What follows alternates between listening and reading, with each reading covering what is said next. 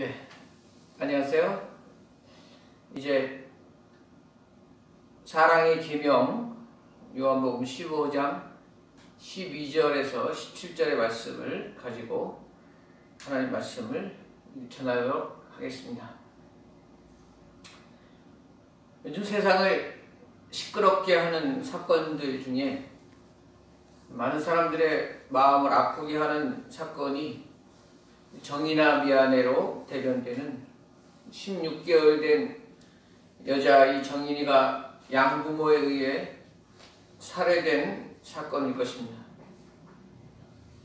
이 사건은 많은 국민들뿐만 아니라 외국에서도 큰 관심을 나타낼 정도고, 얼마 전에 재판이 열렸을 때 외국인들까지 법원 앞에 나와 피켓을 들고 양부모의 엄벌을 요구하는 시위를 하는 모습을 보았습니다. 근데 그 사건 말고도 끊임없이 이모와 이모부가 10살 난 조카를 폭력과 물고문 등으로 죽게 한 일, 2주밖에 되지 않은 갓 신생아 아기가 우유를 토한다는 이유로, 자꾸 울고 보챈다는 이유로 때려서 죽이는 일이 발생하는가 하면, 3살 아이 빈집에 시신을 발견했는데 거의 100골이 다 될 정도로 오래 방치된 아이를, 그 죽은 아이의 엄마에게 왜 아이가 죽은 줄 알면서도 그냥 놔두고 이사를 가느냐고 물어보니까 이 아이는 전 남편의 아이라 보기가 싫었다 하는 대답을 듣게 됩니다. 많은 사람들이 이 세상이 지구온난화로 인해 환경이 파괴되어 멸망이 올 것이다, 혹은 지금 같은 코로나 팬데믹 같은 각종 자연재해로, 또는 인류가 가지고 있는 지하자원의 고갈로 인하여 지구의 종말이 가깝다 말하기도 하지만, 어쩌면 이 시대에는 무엇보다도 사랑의 고갈로 인하여 지구의 종말을 앞당기고 있는 줄도 모르겠다 하는 생각을 하게 됩니다. 사랑이 메마른 사람은 망하고, 사랑이 메마른 가정은 망하고, 사랑이 사라진 교회는 소망이 없는 것입니다. 마찬가지로 사랑이 없는 나라는, 사랑이 없는 지구는 더 이상 존재 가치가 없어진다는 것입니다.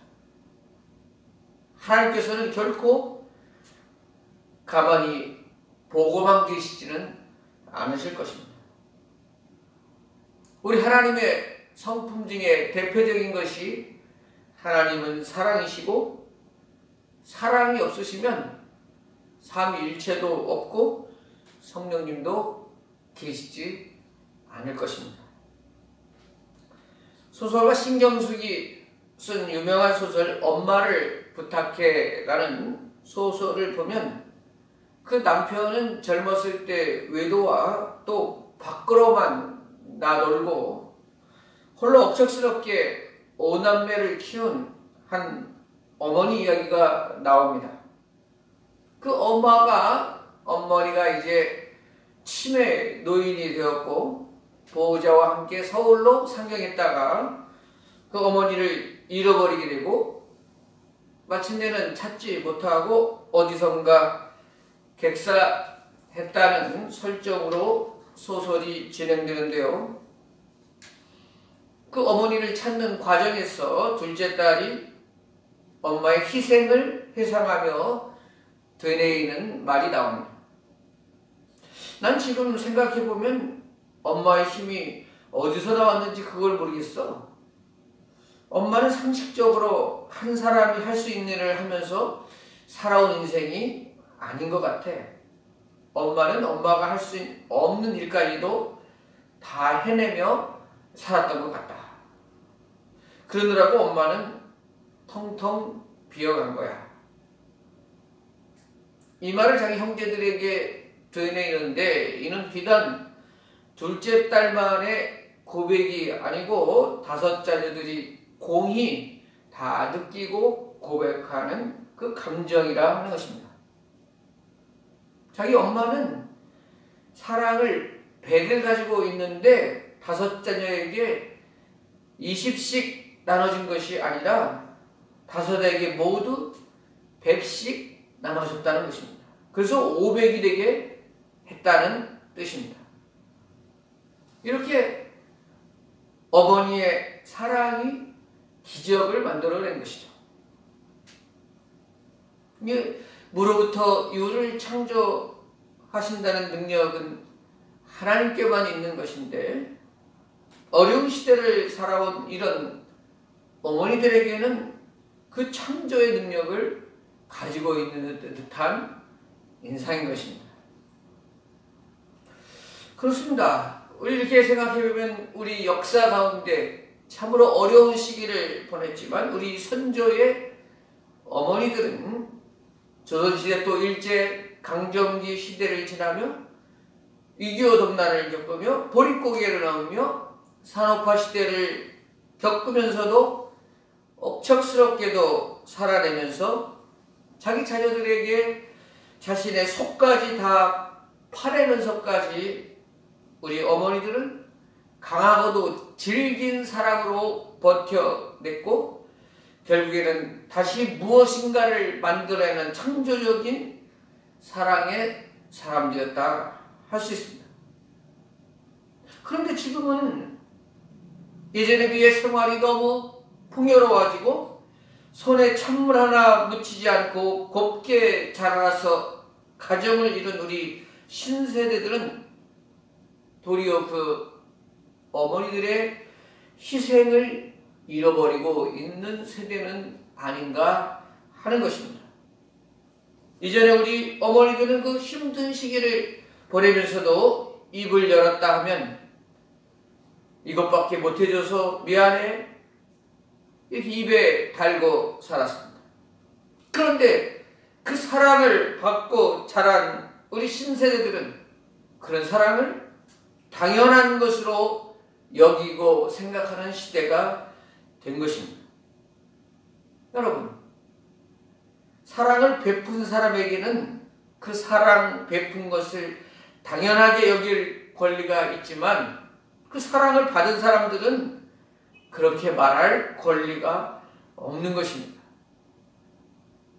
스마트폰을 쓰고 가상세계에서 마음대로 누리며 생활하는 최첨단 시대를 살아가고 있지만 우리 모습 속에 너무 이기적인 마음이 가득하고 받은 사랑을 당연히 여기고 받지 못한 사랑에 대해서 불평하기 일수인 세대, 감사하지 못하고 다른 사람들과 비교하여 원망과 불평이 쏟아지는 세대, 자기가 낳은 갓난 아기가 토해내는 그 우유도 참아내지 못하는 세대, 그 세대가 마지막 세대가 아니겠습니까? 정말 불쌍한 세대가 아니겠습니까? 사랑에는 유사품 사랑이 있고 진품 사랑이 있다 합니다. 유사품 사랑은 한계를 정해놓고 어느 지점에서는 참지 못하고 사랑하기를 포기합니다. 더 좋아야 될 사랑에 대해서는 생각하지 않고 이미 준 사랑만 계산하고 있습니다. 지금 많은 가정이 깨지는 이유도 부부간의 사랑이 이 유사품 사랑만 남았기 때문일지도 모르겠습니다. 사랑받기에만 급급하고 내가 사랑해준 대가를 바라고 살아가는 세대. 이 발에 진품 사랑이 있습니다. 사랑하는 일에 자신이 가진 것을 다 쓰기 전까지는 결코 만족하지 않는 사랑입니다. 진품 사랑은 모든 것을 다 주었음에도 더 주지 못한 것에 도리어 미안해하는 사랑인 것입니다. 자기가 베푼 사랑에 대해 알아주지 않는다고 야속해하지 않는 사랑입니다. 이미 쏟아부은 사랑은 까맣게 잊어버리고 또 더 주어야 될 사랑만 생각하는 사랑. 이것이 진품 사랑인 것입니다. 그러나 지금은 부부관계도 혼인 계약서, 계약을 맺고 시작하고 부모와 자식 간에도 조건과 이해를 따지고 다들 자신의 이익을 먼저 계산하고 앉아있는 이 시대. 바울 사도는 디모데 후서 3장 1, 2절의 마지막 시대의 특징을 말하며 이기적인 자기 사랑이 마지막 시대의 특징이라고 말합니다. 디모데후서 3장 1, 2절 너는 이것을 알라. 말세에 고통하는 때가 이르러 사람들이 자기를 사랑하며 돈을 사랑하며 이렇게 시작하고 있습니다. 이기적인 자기 사랑, 이것은 마지막 시대에 두드러진 특징이라는 것입니다.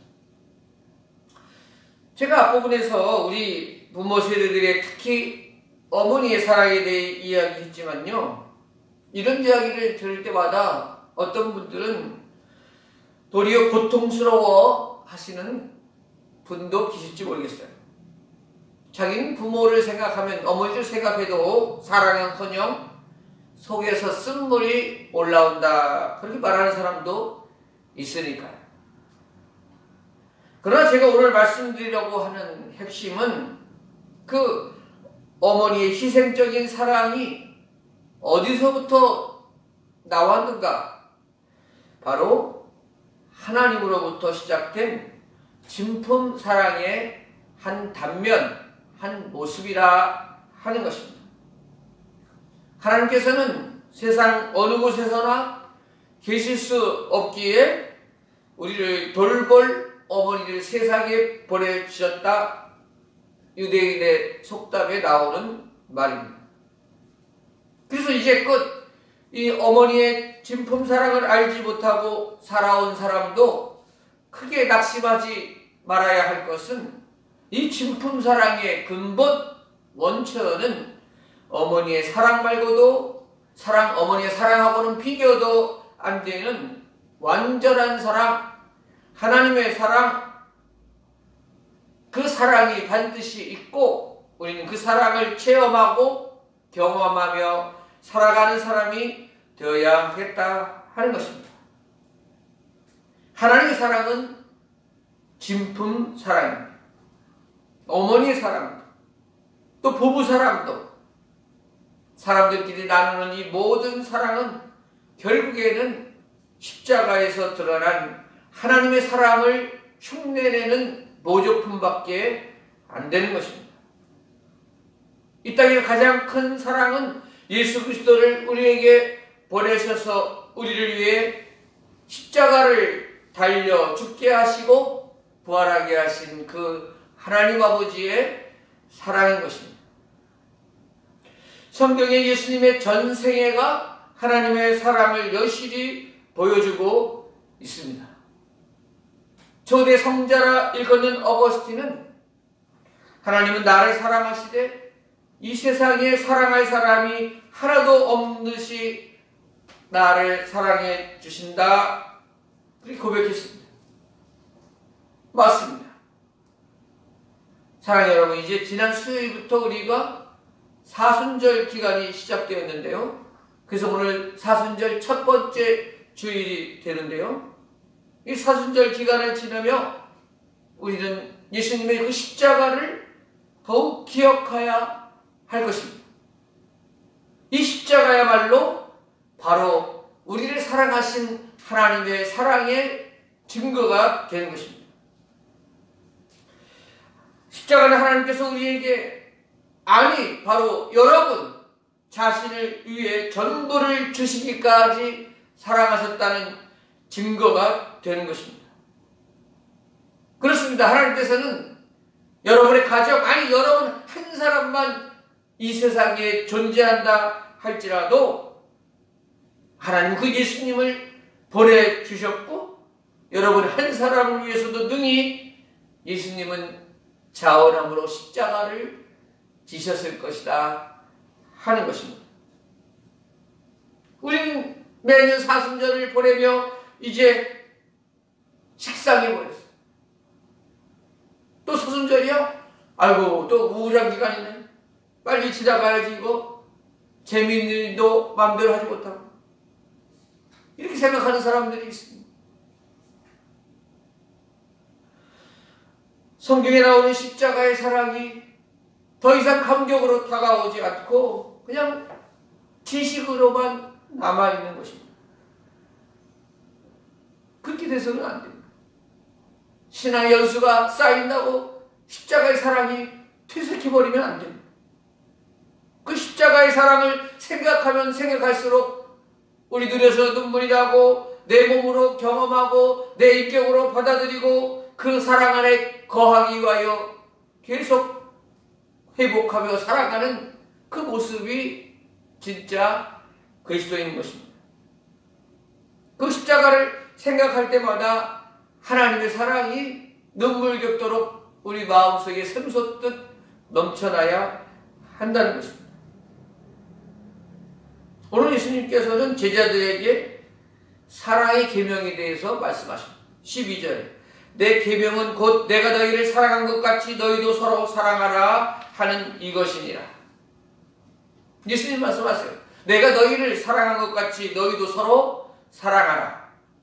우리가 가정에서 또 교회에서 사회 속에서 서로 사랑하라고 말씀하시는데 어디까지 사랑하라고 말씀하신다고요? 내가 너희를 사랑한 것 같이. 그러면서 13절에 사람이 친구를 위하여 자기 목숨을 버리면 이보다 더 큰 사랑이 없나니 이렇게 말씀하셨어요. 친구를 위하여 자기 목숨을 버리는 사람보다 더 큰 사랑이 없는데 예수님은 바로 우리를 누구라고 말씀하시냐면 15절에 친구라고 말합니다. 너희를 친구라 하였노니 내가 내 아버지께 들은 것은 다 너희에게 알게 하였습니다.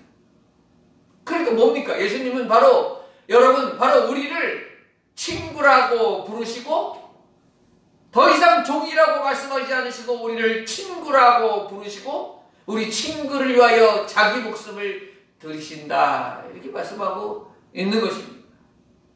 죄악에 물든 참으로 못되고 거짓과 거짓으로 뒤덮여 있는 우리들에게 예수님께서는 더 이상 너를 종으로 여기지 않겠다.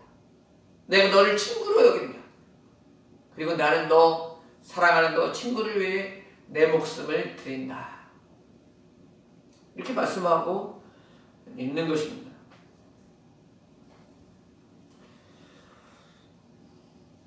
그리고 우리를 보고 또 어떻게 하라고 말씀하십니까? 내가 너희를 사랑한 것 같이 너희도 서로 사랑하라. 우리도 그런 사랑으로 살아가라고 말씀하십니다. 아니 우리가 어떻게 예수님의 사랑으로 살아갈 수 있습니까? 우리가 어떻게 예수님이 친구에게 주신 그 희생적인 사랑으로 세상을 살아갈 수 있습니까? 자기 자녀도 때려 죽이는 우리가 돈밖에 모르는 돈이라면 부모도 형제 자매도 다 내팽개치는 우리가 어떻게 친구를 위해 자기 목숨을 희생할 수 있습니까? 우리 의지로 안 됩니다. 우리 결단으로 안 됩니다. 우리 지식으로 안 됩니다. 우리 힘으로 될 수 없는 일입니다. 그런데 예수님은 그 불가능한 일을 우리에게 시키십니까? 아닙니다. 우리도 할 수 있습니다. 어떻게 가능합니까? 우리 안에 그 예수님의 사랑을 충분히 담으면 가능. 우리에게 그 십자가의 사랑이 충만히 담겨지고 그 십자가의 사랑이 넘쳐나면 우리도 예수님처럼 그 사랑을 실천하며 살아갈 수 있는 것입니다. 그래서 먼저 우리는 그 무엇보다도 예수님의 사랑을 사모해야 되고 예수님의 사랑으로 우리 마음과 몸을 채워야 되고 우리 예수님의 사랑이 우리를 통해 흘러넘치게 해야 한다는 것입니다. 그럴 때 우리 개인에게도 새로운 희망이 돋고 이 마지막 세대에도 소망이 보이고 손가락질 나가는 이 교회에도 새로운 빛과 소망이 보인다 할 것입니다. 그리고 세상을 변화시킬 수 있는 것은 바로 예수님의 사랑으로 세상에 전해질 때 그 세상을 변화시킬 수 있다 하는 것입니다. 일본의 기독교 작가 미우라 야코 유명한 빈점이라는 소설이 있습니다. 그 소설에 보면 1954년 9월에 실제로 일어났던 토야마루 배 전복 사고에 대한 이야기가 나옵니다. 일본 하코다대 해변에서 전복 사고가 일어났는데 당시 배 안에 구명조끼가 부족한 상태였습니다. 근데 그 배에는 삿포로와 오비히로에 사역하던 2명의 외국인 선교사님들도 타고 있었는데 그 선교사님들은 자신의 구명조끼를 벗어 2명의 일본 젊은이들에게 양보합니다. 그리고 말했습니다. 지금 일본에서 정말 필요한 사람들은 젊은 당신들입니다. 그리고 이 조끼를 받아 입은 사람들은 훗날 일본에 크게 쓰임받는 하나님의 사람들로 성장했습니다. 여러분, 우리나라는 세계 어느 나라보다도 기독교, 특별히 개신교가 늦게 들어왔습니다. 중국, 일본, 태국 같은 동남아 국가들까지도 우리나라보다 100년은 앞서서 개신교가 들어갔습니다. 그럼에도 불구하고 이 땅에 들어온 개신교는 초기 선교사님들로 시작하여 처음 믿은 우리 조상들의 끝없는 사랑과 희생 덕분으로 교회는 성장해 갔던 것입니다. 우리가 잘 알다시피 최초의 장로교 선교사인 언더우드와 감리교 선교사인 아펜젤로는 같은 날 같은 배를 타고 인천항에 도착했습니다. 그 이후에 미국, 캐나다, 호주에 있는 많은 선교사님들이 자원해서 이 땅에 들어왔죠. 당시 조선은 너무 헐벗고 힘들고 더러운 나라였습니다. 얼마나 선교사님들이 힘들었겠어요. 여러분, 민속촌에도 가보면 우리 조상들이 조선시대의 집들이 방이 너무 작아요. 정사각형으로 생겼는데 방이 너무 작아요. 그래 키가 큰 선교사들이 밤새 자면서 다리를 완전히 뻗지 못하고 잤던 선교사님들. 화장실도 구세식 뒷감밖에 없어서 쪼그려 앉기에는 이 서양 사람들이 너무 힘들어요. 서양 사람들은 의자에 생활하는 사람들인데 우리나라는 방에 들어가도 의자는 하나 없고 다 양반다리로. 서양 사람들 그 양반다리 하는 게 얼마나 힘들어하는지 아시죠?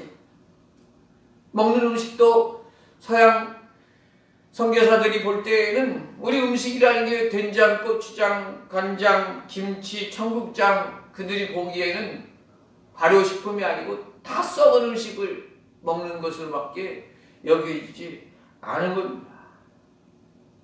그리고 어린아이들 데리고 와서 풍토병에 걸려 1살, 2살 어린아이들을 다 양화지 선교사 묘역에 묻어있는 아이들이 얼마나 많습니까? 그래도 그들은 물러서지 않습니다. 선교를 포기하지 않았습니다. 왜 그런 것입니까? 앞서 말씀드렸던 최초의 감리교 선교사 아펜젤로 선교사는 군산 앞바다에서 세월호 같은 배 전복 사고가 일어났는데 그는 그때 바깥 1등석에 앉았으며 그는 수영선수 출신이라서 자기 하나는 살아남는 데는 아무 문제가 없었습니다. 그러나 그는 배 안으로 들어갑니다. 그때 배 안에 여학생들을 구하느라고 자기는 그곳에서 나오지 못하고 끝내 순교의 길을 갑니다. 왜 그런 것입니까? 왜 그들은 그런 길을 간 것입니까? 그들이 그런 희생의 길로 갈 수 있는 그 힘과 능력은 어디에서 나오는 것입니까? 앞서 말씀드렸듯이 그들 속에는 바로 그 십자가의 그 사랑이 충만했습니다. 나 같은 죄인을 살려주시기 위해 예수님께서 그 십자가에 지셨음을 믿는 그 십자가의 사랑이 그 마음에 충만했고, 그 사랑이 감격스러워서, 그 사랑이 정말 자신만 가지고 있기에는 너무 아까워서 그 사랑에 감동되어서 사랑의 전달자로 사랑의 희생을 능히 감당할 수 있는 능력으로 나타났다 하는 것입니다. 사랑하는 여러분, 지금 이 시대는 어쩌면은 참 어려운 시대고, 마지막 시대에 특별히 사랑이 메말라가고 최후의 사랑의 보리였던 그 부모, 어머니의 사랑마저 퇴색해버린 이 시대, 이기심에 압도되어서 자기 중심으로 살아가는 이 시대,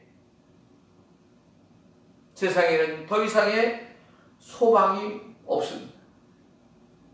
이 시대에 우리 교회는 어떤 곳이 되어야 합니까? 이 마지막 시대의 교회는 어떤 사명을 감당해 내야 되는 것입니까? 이 시대의 교회가 예수님의 말씀을 말로만 전하고 있다면 지상 사람들의 귀에 무슨 말이 들리겠으며, 행함이 없는 사랑이 사라진 교회에 어떤 능력이 나타났고 어떤 소망을 그들에게 줄 수 있겠습니까? 가정이 무너지고 사랑이 메말라진 이 시대에 바로 예수 그리스도의 그 십자가의 사랑, 예수님을 보내주신 그 하나님의 사랑이 온전히 교회가 회복되고 성도들이 온전히 회복되어서 이 세상에 메말라간 그 신령들에게 예수님의 사랑을 전할 때만이 교회가 회복될 것이고, 교회의 사명의 자리를 회복될 것이고, 이 마지막 시대의 소망이 될 줄로 믿습니다. 그러기 위해서는 우리 먼저 성도들이 그리스도의 사랑으로 충만해야 됩니다. 교회들이 이 코로나 같은 시대에 십자가의 그 사랑으로 충만해야 됩니다. 교회는 다시 한번 그 십자가의 사랑을 사모하고 갈급한 심령으로 주님 앞에 기도해야 하는 것입니다. 우리 힘으로는 결코 세상을 변화시킬 수도 없고, 우리 지식으로 능력으로 사랑의 사람이 될 수 없습니다. 그 예수님의 사랑을 사모합시다. 그 예수님의 사랑이 우리의 물밀듯 들어와서 우리를 변화시킬 것입니다. 주여, 우리에게 다시 한번 그 첫사랑을 회복시켜 주옵소서. 주여, 이제 마지막 시대의 마지막 미지근한 신앙으로 살아가지 않게 하여 주옵소서. 세속적인 사고와 세상 사랑으로 세상 사람들처럼 아버지여 정말 무가치하고 한탕주의로 살아가지 않게 하여 주옵소서.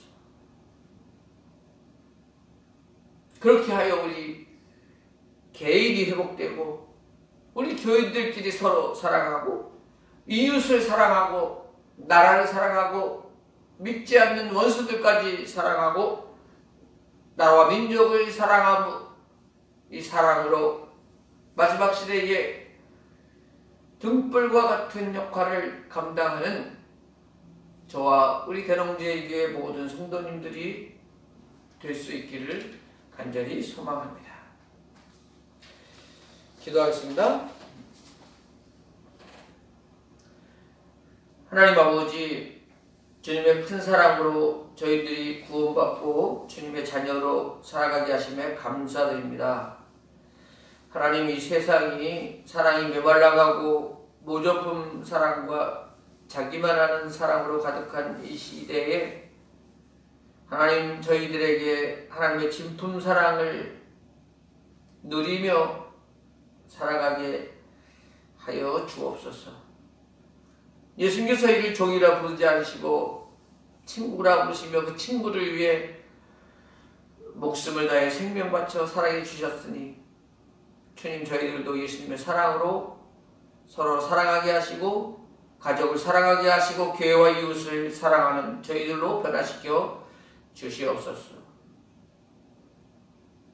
그리하여 이 시대에 다시 한번 그 시대의 사랑이 교회를 통하여 회복되게 하여 주시옵소서. 예수님의 사랑으로 변화시켜 주옵소서. 예수님의 이름으로 기도드립니다. 아멘.